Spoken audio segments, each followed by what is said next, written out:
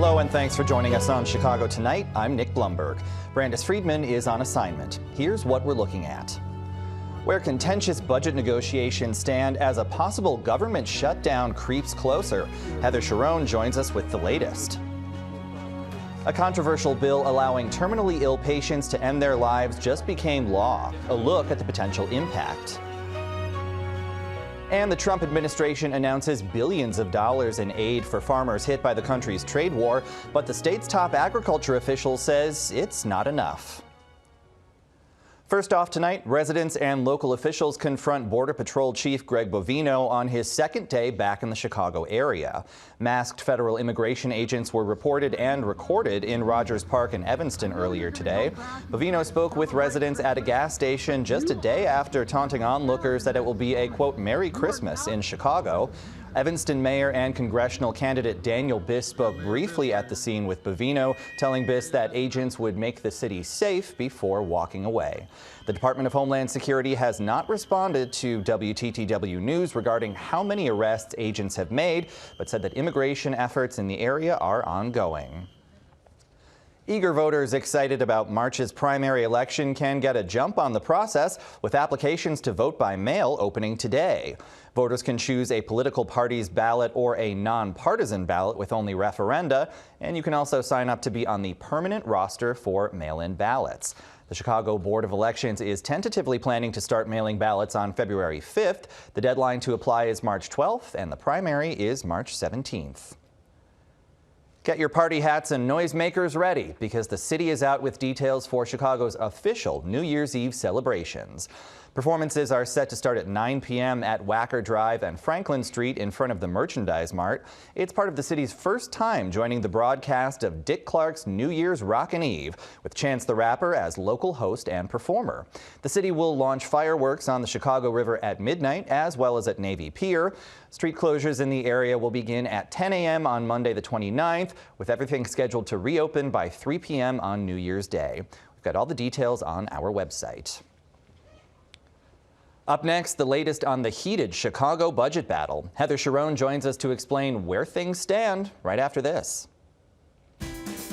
Chicago Tonight is made possible in part by the Alexandra and John Nichols family, the Polk Brothers Foundation, and the support of these donors.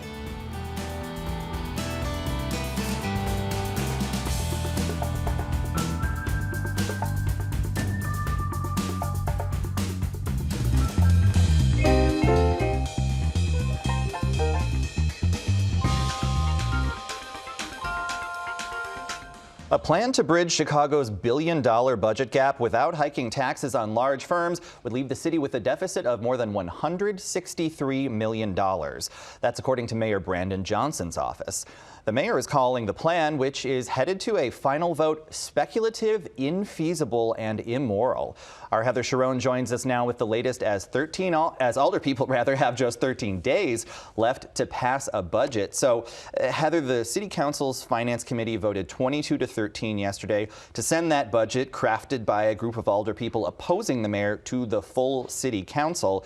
Is that budget balanced? It depends on who you ask. If you ask the mayor, he will tell you absolutely not. And Budget Director Annette Guzman and Chief Financial Officer Jill Jaworski spent most of this afternoon explaining in painstaking detail to these alderpeople why their budget plan was not based in reality.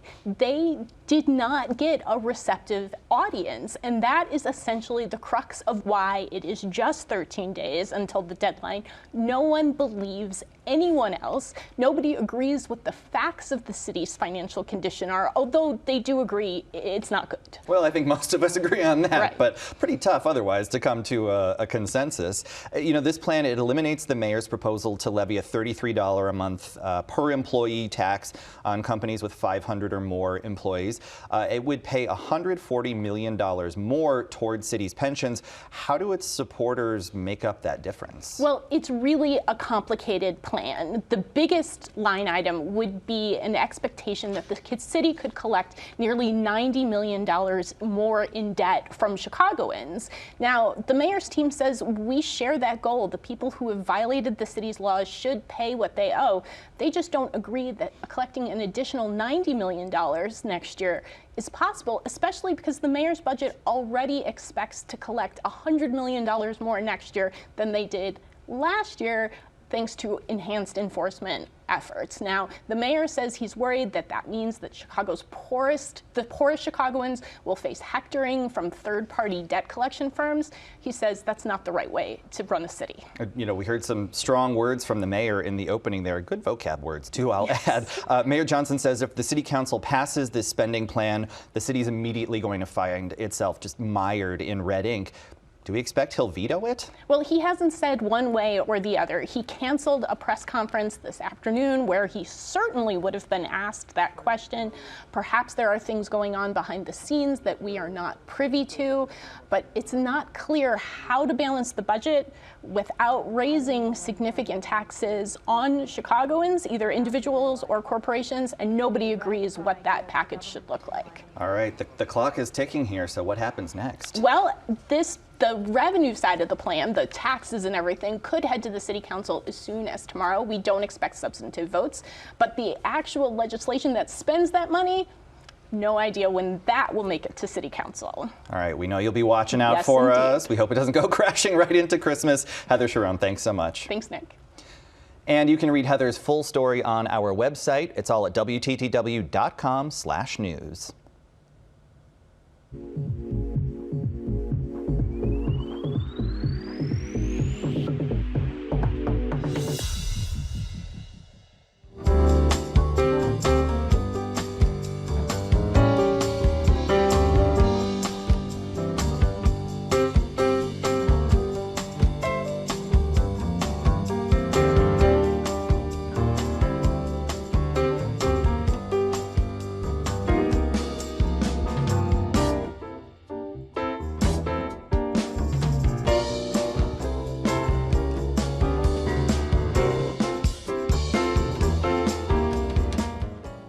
Terminally ill patients in Illinois will soon be able to end their lives with medical treatment.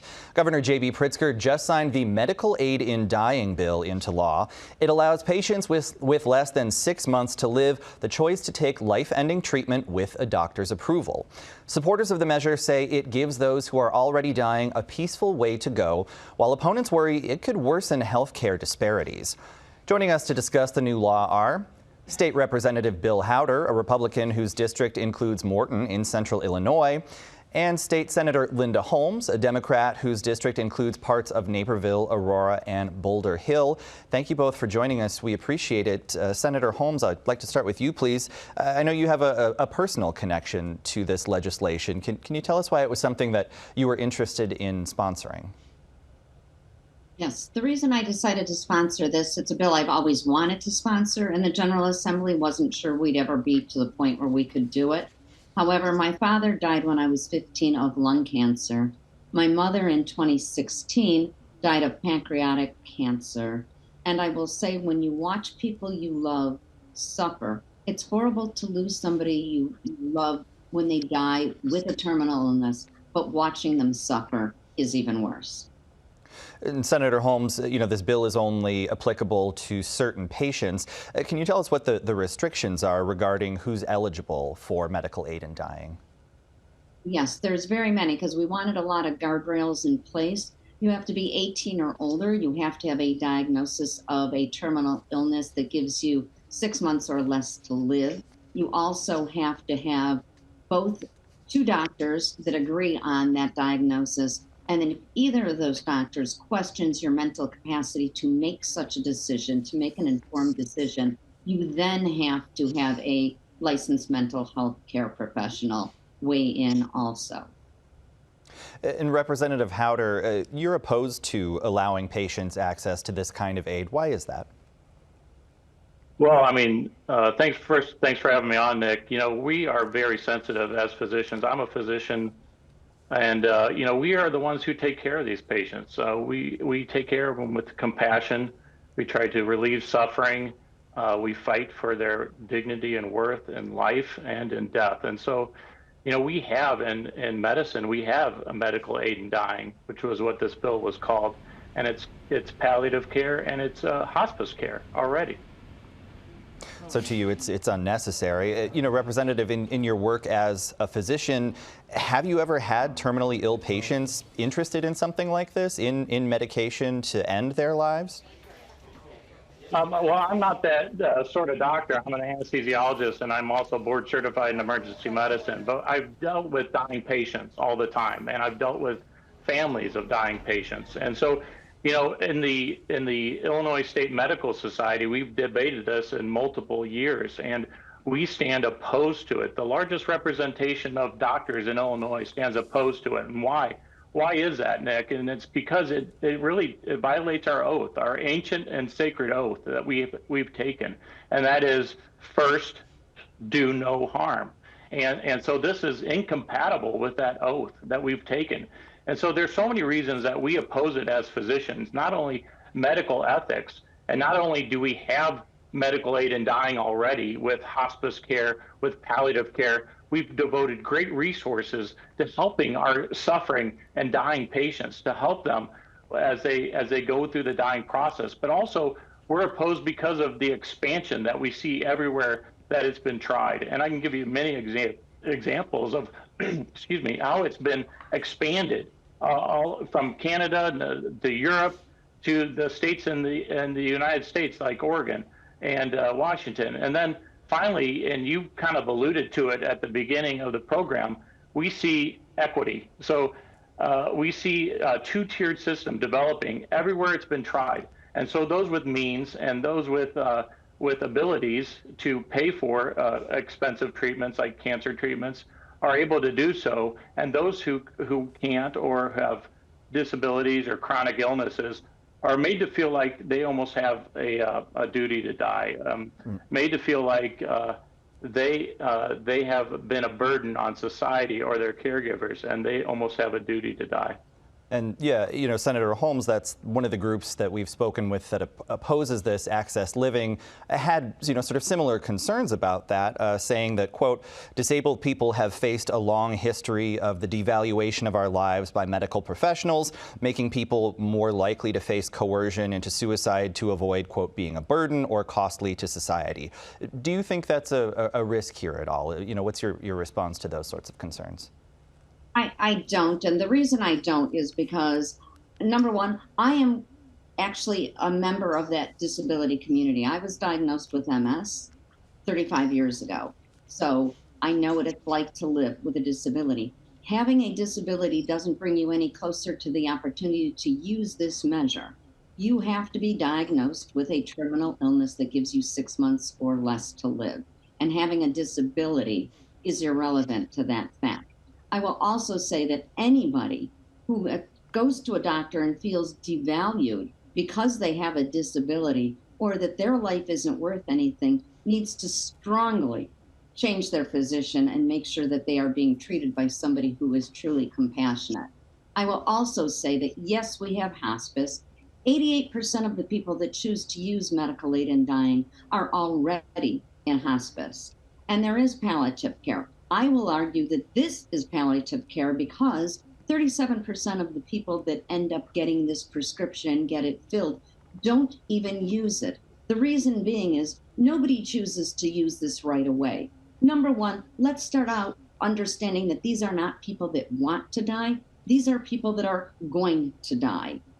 So if you are in intense pain, you're going to wait until the final end when it's like all of a sudden you cannot take it anymore, which is why 37% of the people with the prescription don't use it. I don't need it today. I can make it one more day. But it's palliative because you know you have that comfort of, if the pain becomes unbearable, I can use this.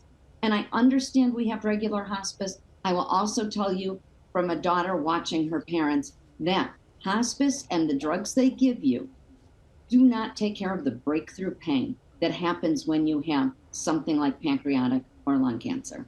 And Senator, before we run out of time, I want to ask as well, you know, to that point about sort of this being a slippery slope, as some opponents see it, that this might expand. Is there any appetite, Senator, from Illinois lawmakers to try and expand this right now? As you'll notice, we passed this by a very slim majority in both chambers. So to be expanding this anytime soon, I don't see happening. And it's not just the slippery slope, because you have to understand anything that changes has to come back before our full body Right. and be voted. And, Representative, before we run out of time, we've got about a minute left, but, as we've discussed, there is a range of palliative care for terminally ill patients. Is there any version of medical aid in dying you think could be a part of that? Any way this measure could be amended, or do you just see it as sort of flat out inappropriate? Well, I mean, it's so difficult because, we see these patients, we take care of them, like I said before, and we have great compassion in medicine. We're trying to find answers. We just don't believe this is the answer. And so as we grow the specialties of palliative care and hospice care, we don't want our patients to consider physicians who have always been healers and fighters for their life and for their care and for their healing and for and relieving their suffering to be seen as now those who will help them commit suicide. It's against our oath, it's against our ethics, and it's against our principles and our practices that we have had for decades. All right. Well, I know it's a topic that you both feel passionate about, and we thank you for joining us to discuss it. And unfortunately, we are out of time. State Senator Linda Holmes, State Representative Bill Howder, thank you for joining us. Thank you. Up next, an Illinois official who thinks a proposed aid package to farmers is not enough.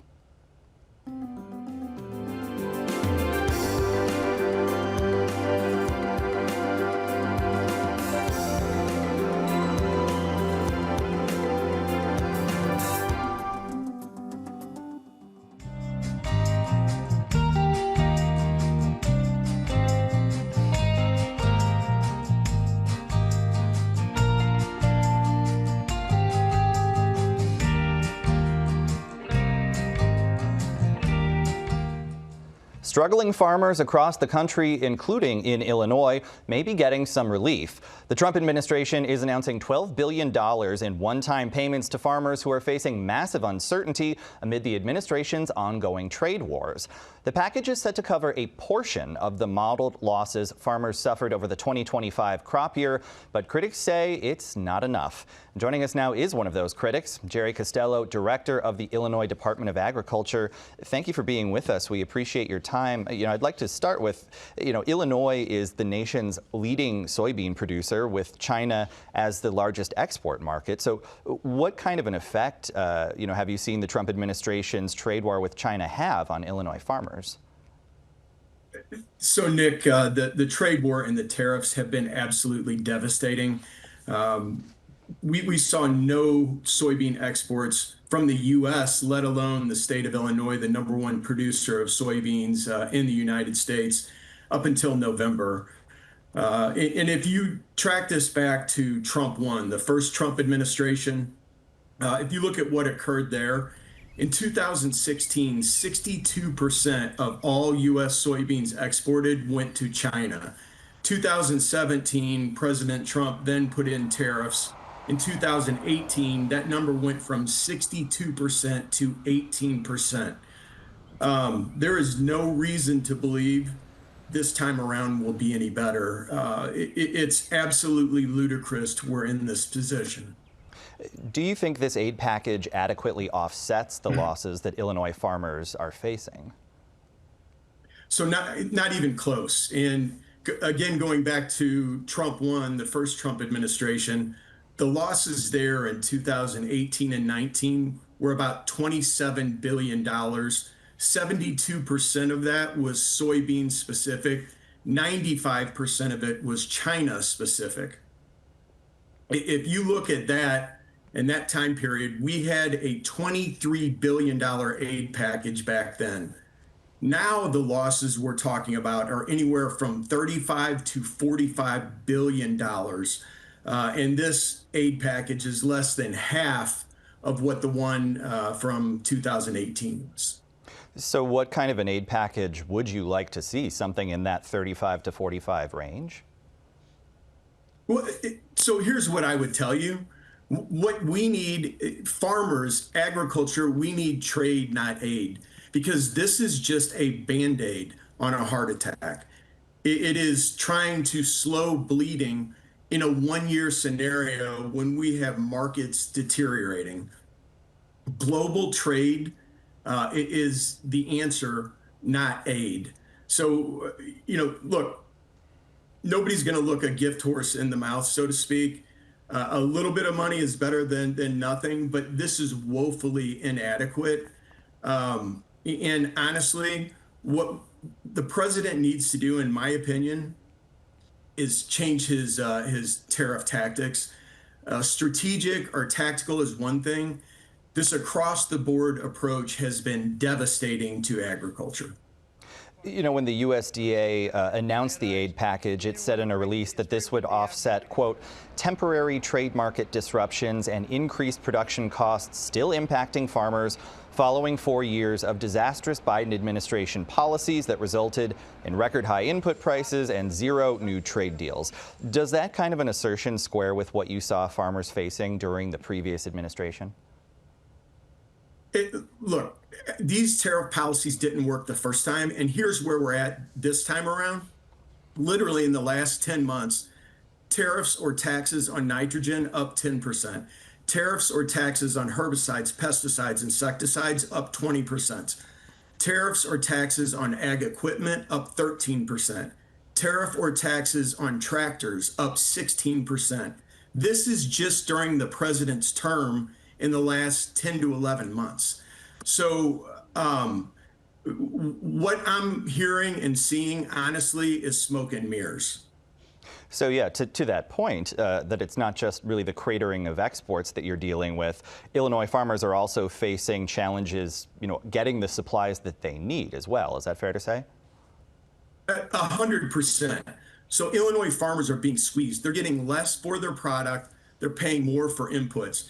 And I'll give you an example. So right now, as we sit here, corn is trading somewhere probably around 420 or just under.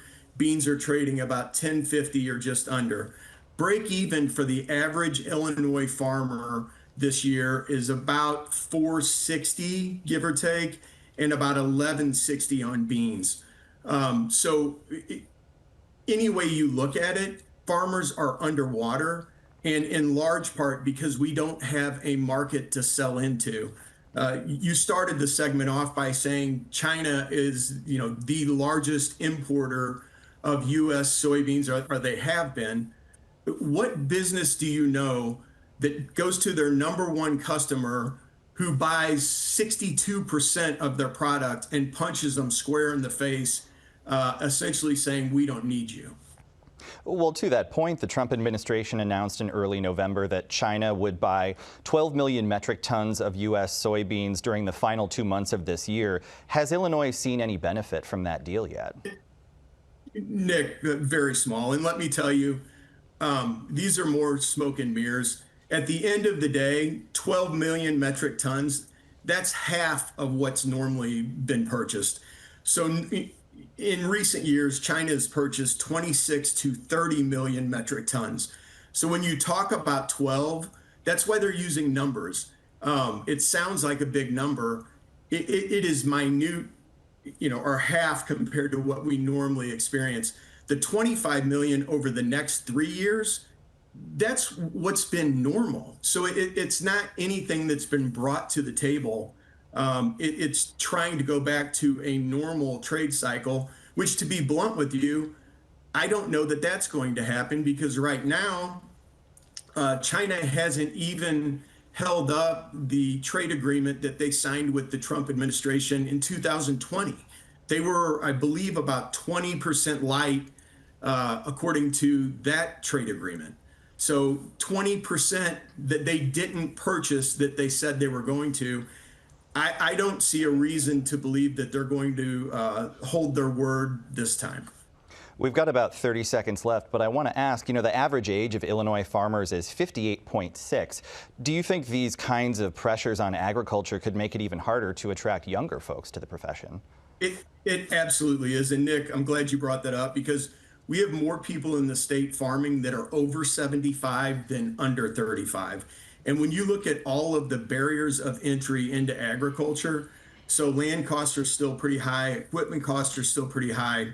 Right. Interest rates are fairly high. Younger people getting into agriculture, That's who all of this is affecting the most. And when they're in a position that they can't make a profit in these last couple of years, but really exaggerated by this tariff policy, Right. it's extremely hard to attract new farmers and Certainly. keep them in farming. Certainly a lot of challenges there. Director Jerry Costello, Illinois Department of Agriculture, we thank you for your time. Nick, thank you so much.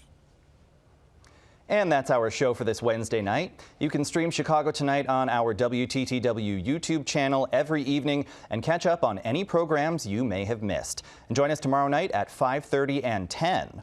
The state's new Accountability Commission, tasked with documenting potential abuses by federal immigration agents, is set to meet for the first time. Now, for all of us here at Chicago Tonight, I'm Nick Blumberg.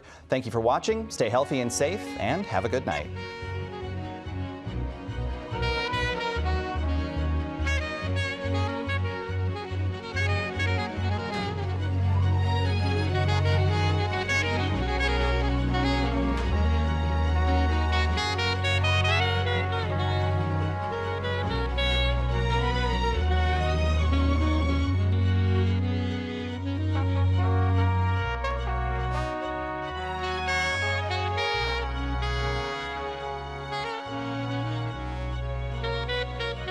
Closed captioning is made possible by Robert A. Clifford and Clifford Law Offices, wishing all a happy and healthy holiday season.